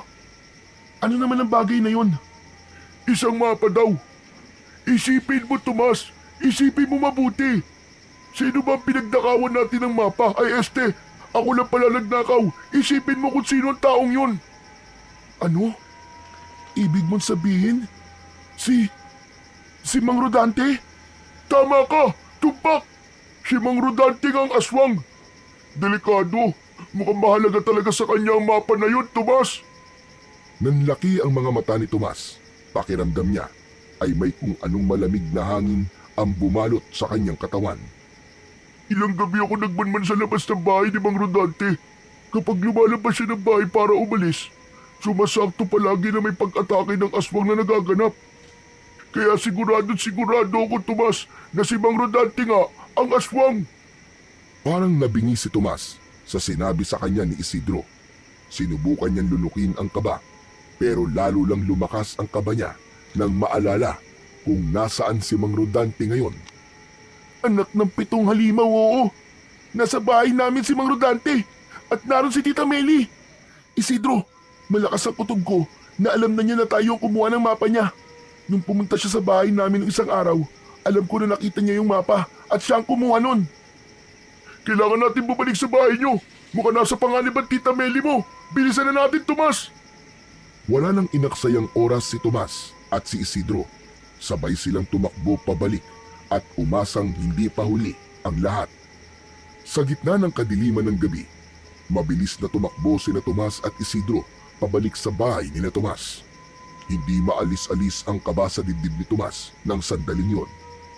Nang malapit na sila sa bahay, biglang napahinto si Tomas nang may marinig silang kaguluhan mula sa loob. Panay ang sigaw ni Tita Meli ng tulong. Hindi na sila nagdalawang isip. Mabilis silang tumakbo at nang pumasok sila sa loob ng bahay, ay nasa ibabaw ni Tita Meli ang isang aswang. Nakalabas ang mahaba nitong dila. Meron yung matutulis na mga kuko. Mahahaba ang mga pangil at pulang-pula ang mga mata na animoy nagbabaga. Mang Rodante, alam namin ikaw yan. Layuan mo ang tita ko, hayop ka. Nakangising lumingon ang aswang sa kanila. Sa wakas, dumating na rin ang mga batang nagnakaw ng mapa ko. Isa lang ang gusto ko, Tomas. Ang mutya ng walo-walo. Wala na, huli na. Dahil ako na may hawak ng mutya na hinahanap mo. Inilabas ni Tomas mula sa ilalim ng suot niyang damit ang isang kwintas na may palawit na mutya ng walo-walo. Nang makita yun ng aswang, ay lalo itong nagalit. Ibigay mo yan sa akin. Akin ang mutya ng walo-walo. Hindi sa iyo ang mutya na to. Akin na to. Biglang binitiwan ng aswang si Tita Meli at sumugod kay Tomas. Ngunit mabilis naman na humarang si Isidro. Naglabas ito ng patalim at buong lakas na isinaksak yon sa tiyan ng aswang. Subalit hindi natinag si Mang Rodante. Malakas nitong tinabig si Isidro. Lumipad si Isidro at bumagsak sa isang sulok. Nag-init ang dugo ni Tomas. Muli siyang tumingin sa mutya ng walo-walo at naniwala siyang may kapangyarihan yon. Saka siya sumugod sa aswang. Isang malakas na suntok ang pinakawalan niya sa tiyan ng halimaw. Sa lakas ng suntok na yon ay tumalsik ang aswang. Tumama ang likod nito sa dingding at sa lakas ng impact nawasak ang dingding at napunta ito sa labas. Luminga si Tomas at nang makita niya ang itak ay agad niya yung kinuha. Lalabas na sana siya para harapin ang aswang pero pinigilan siya ng kanyang tita. Anong gagawin mo, Tomas? Tumakas na tayo. Huwag mo siyang labanan. Kailangan ko siyang harapin, tita. Sa kanila po ako magpapaliwanag. Pero magtiwala lang po kayo sa akin. Hindi na hinintay ni Tomas na magsalita pa ang tita niya at mabilis siyang lumabas ng bahay. Sa gitna ng dilim, nakita niya ang aswang na galit habang nakatingin sa kanya. Humigpit ang hawak ni Tomas sa itak. May kung anong init na dumaloy sa kanyang katawan. Isa yung hindi maipaliwanag na lakas na nagmula sa mutya ng walo-walo. Sa isang iglap, kumilos naman si Mang Rodante. Napakabilis ng pag-atake nito. Mabilis ding gumalaw si Tomas at bigla siyang lumihis sa gilid ng aswang at iniwasan ang matatalim nitong kuko na muntik nang bumaon sa kanyang leeg. Agad siyang umatake at nagawa niyang masugatan ang aswang gamit ang itak sa tagiliran nito. Hinawakan ng aswang ang braso ni Tomas at buong puwersang sinubukang baliin yon. Ramdam ni Tomas ang lakas ng halimaw, ngunit hindi siya bumigay. Pero dahil sa kapangyarihan ng mutya, ay hindi nagawang saktan ng aswang si Tomas. Habang hawak ang itak, ay malakas niya tong sinuntok sa muka. Sa lakas ng kanyang suntok, ay napaatras si Mang Rodante. Sa akin dapat ang mutya na yan. Ibigay mo yan sa akin. Samantala, mula sa likod, ay biglang lumusob si Isidro. Sinamantala nito ang sandaling panghihina ng aswang at buong puwersang sinaksak ito sa likuran. Ngunit sa halip na bumagsak ay mas lalong naging mabangis ang aswang. Humarap ito kay Isidro at kinagat nito sa balikat si Isidro. Matapos yun ay buong puwersang ibinalibag ng aswang si Isidro sa lupa. Nakita ni Tomas kung paanong bumagsak ang kaibigan. Muli siyang sumugod kay Mang Rodante. Ang kanyang bilis ay hindi na katulad ng dati. Ang kanyang katawan ay gumalaw na parang hangin at mabilis niyang naiwasan ang bawat pag-atake ng aswang. Hanggang sa buong puwersa niyang sinuntok ang dibdib ng aswang. Dama ni Tomas ang matinding impact nun at sa lakas ng kanyang suntok ay muling napaatras si Mang Rodante. Ngunit hindi siya nagbigay ng pagkakataon para makabawi ang halimaw. Mabilis siyang umatake gamit ang buong bilis at puwersa ng mutya at inundayan niya ang aswang ng isang matalim na saksak sa tagiliran.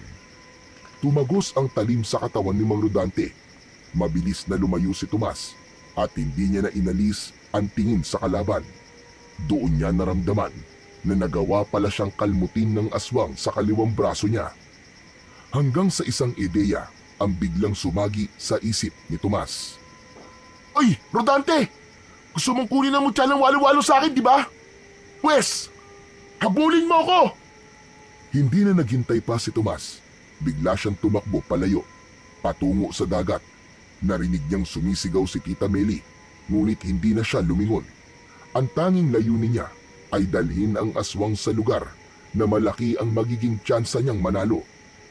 Nang marating ni Tomas ang dalampasigan, ay huminto siya. Nakita niya ang aswang na nakasunod sa kanya. Muling nagsagupa ang dalawa sa mababaw na bahagi ng dagat. Ang mga kamao at itak ni Tomas kontra sa matutulis na kuko at pangil ng aswang.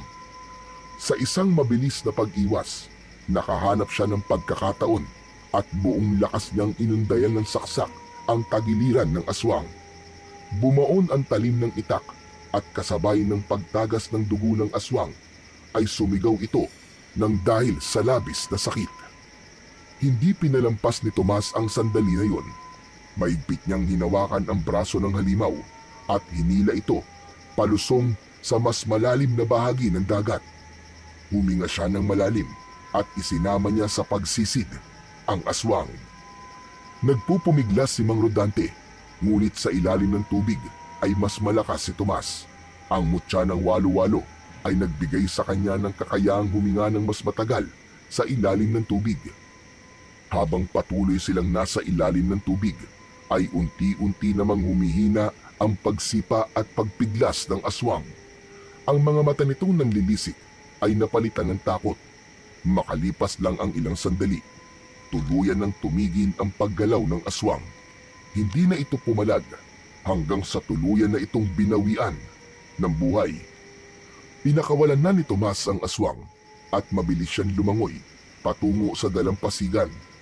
Sa pag-ahon niya, natanaw niya sina Tita Meli at Isidro na patakbong lumapit sa kanya.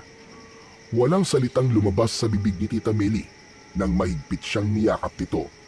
Narinig niya ang pagikbi ng kanyang tiyahin habang ramdam na ramdam niya ang panginginig ng katawan nito. Tapos na po, tita. Tapos na po. Napatay ko na po ang aswang. Diyos ko kang bata ka. Pinakaba't tinakot mo ko. Akala ko'y kung ano na nangyari sa'yo. Huwag mo nang uulitin yun na.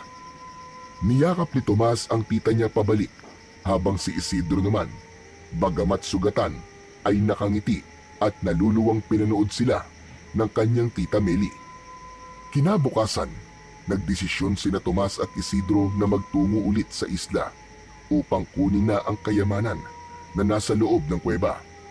Habang sakay ng bangka at nagsasagwan, ay hindi mawala ang ngiti ni Tomas dahil hindi pa rin niya lubos maisip kung paano niyang nagawang patayin ang isang mabangis na aswang. Pagdating nila sa isla, ay agad silang nagtungo sa kuweba. Sa labas ng kuweba, ay sinalubong sila ng matandang ermitanyo. Binabati kita, Tomas. Matagumpay mong napalaya ang Santa Monica sa mas matinding banta ng aswang. Hindi talaga nagkamali ang maiwagang walo-walo na ikaw ang pinili niya na magmay-ari ng mutya.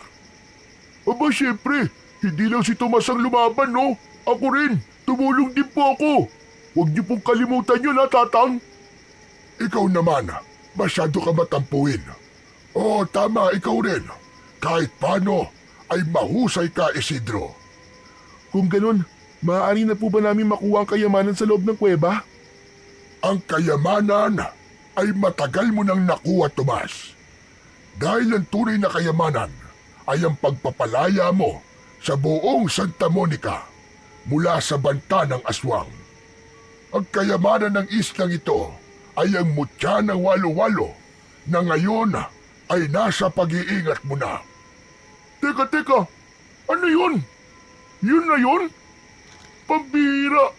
Halos isugal namin ang mga buhay namin tapos wala naman pala kami makukuha ang totoong kayamanan. Anak ng 7 halimaw, oo. Hindi naman namin mabibenta ang mutya na yan eh. Oo nga naman, Tatang. Alam kong importante na napatay namin ang aswang. Pero kailangan namin ng totoong kayamanan. Kailangan ko po kasing maipa-opera si Tita Meli. Biglang tumawa ang ermitanyo ng malakas at aliw na aliw sa kanilang reaksyon. Ay, Diyos ko mga batang ire. Binibiro ko lang kayo. Abay, siyempre, may makukuha kayong kayamanan gaya ng ating napag-usapan. Sige na. Pumasok na kayo sa kuweba para kunin ang kayamanan. Ay, Diyos ko! Pinakaba mo naman kami, Tatang.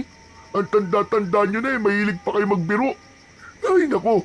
Kundi lang kita ginagalang baka kung ano na nagawa ko sa inyo Hindi na napigilan ni Tomas ang mapangiti.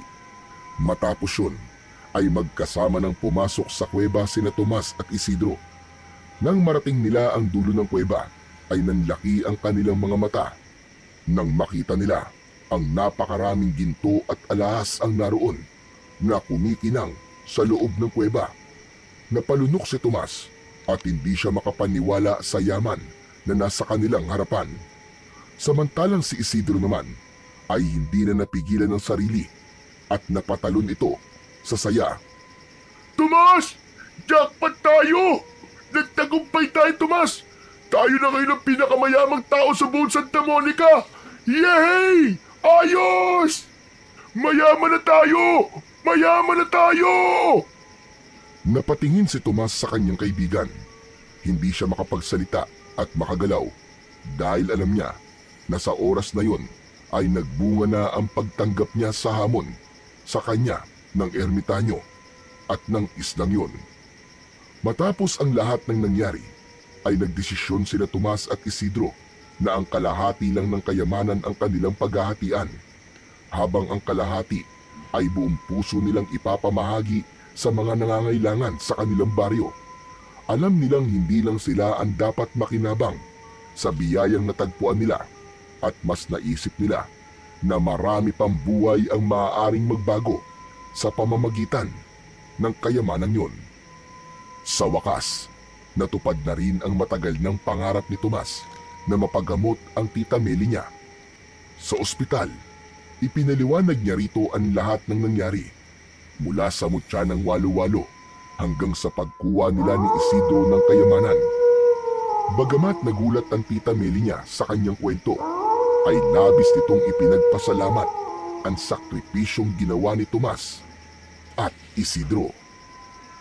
Sa paglipas ng mga araw, nagdesisyon si Tita Meli na kupkupin si Isidro at tulungan itong makabalik sa pag-aaral. Nais nitong magabayan ng maayos si Isidro upang magkaroon ito ng mas maayos na kinabukasan. Samantala, nanatili naman kay Tomas ang mutya ng walo-walo.